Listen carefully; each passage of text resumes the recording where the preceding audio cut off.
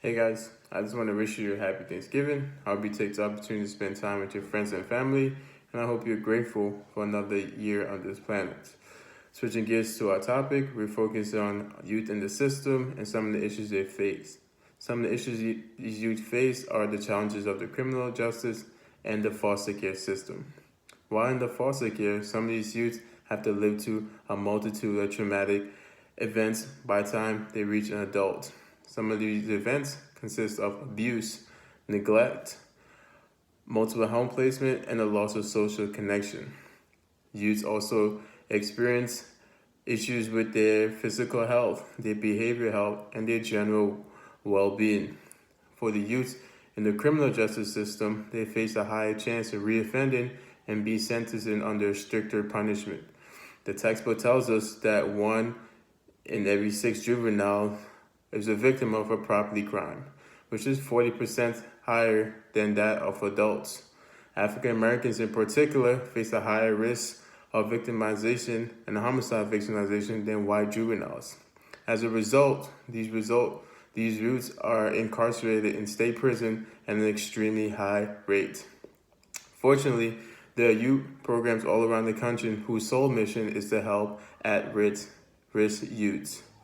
One of these programs is called YAP, Youth Advocate Program. YAP is a nationally recognized nonprofit organization exclusively committed to the delivery of community-based alternatives to out-of-home care through direct support and policy change.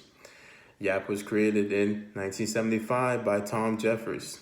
He established the program to create hope for vulnerable and marginalized families. Tom's vision still continues to guide YAP here in the United States and abroad. YAP mission is to provide individuals who are, have been, or may be subjected to essential care with the opportunity to develop, contribute, and be valued as assets. The largest funder of YAP is their employees themselves. Through their voluntary payroll, they give $15,000 annually. YAP serves at-risk youths and adults and their families. YAP accommodates with these individuals and their unique needs, residential assistance, education, and mental health services. One of the biggest services YAP offers is their juvenile justice service. For over 40 years, YAP offers alternatives to detention and state incarceration, support youths post-adjudicated to help with compliance and other needs, and also support youths transitioning out of these placements. One of the service under their juvenile justice services is the prevention and diversion service. This program helps keep youth and kids out of detention facilities by providing intensive supervision in support of their homes, schools, and community prior to deposition. Another program they offer is a gang intervention and violence protection. YAP offer this to at-risk youths who might join gangs. They try to divert these youths from gang involvement and redirect them to a more productive and sustainable path. Another big program is the Behavior Health Program. In this program, it offers a number of services such as outreach services, in-home and school-based services, and intensive outpatient programs. As a result, the outcome of YAP is very successful. From a legal standpoint, 90% of the individuals while in the program were not arrested, and in condition, 82% that got out of the program were not arrested. From an education standpoint, 89% of those in the program had a good attendance in school, while 93% of those that got out of the program continued to maintain a high attendance in school. Overall, YAP was a very good program for at-risk youths. To wrap it up, I found my information through a number of sources. I used the course material, ASU Library, and Google. I use these sources collectively in order to find information on YAPs and in order to come up with a reform recommendation. Throughout my research, I made a conclusion that the American criminal justice system is far, far from perfect.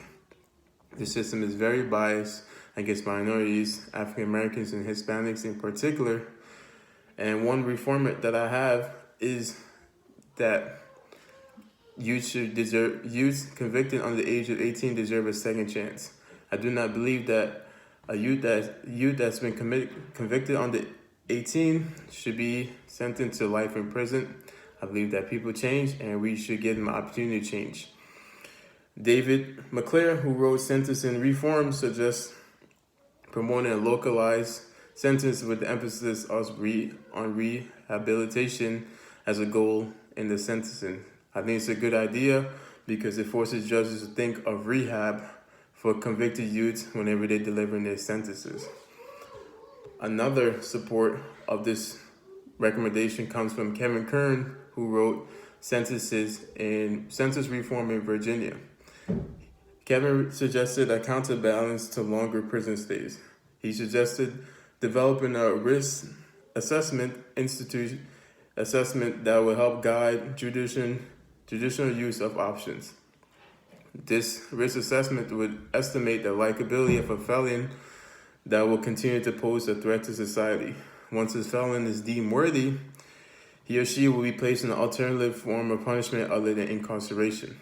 I think these two methods will be very good at giving youths under 18 a second chance at life. Again, I feel like they should not be just thrown in the cell and throw away the key for the rest of their life. That's all I had to say on the matter. Again, thank you guys again. I wish you guys a happy Thanksgiving and see you guys later.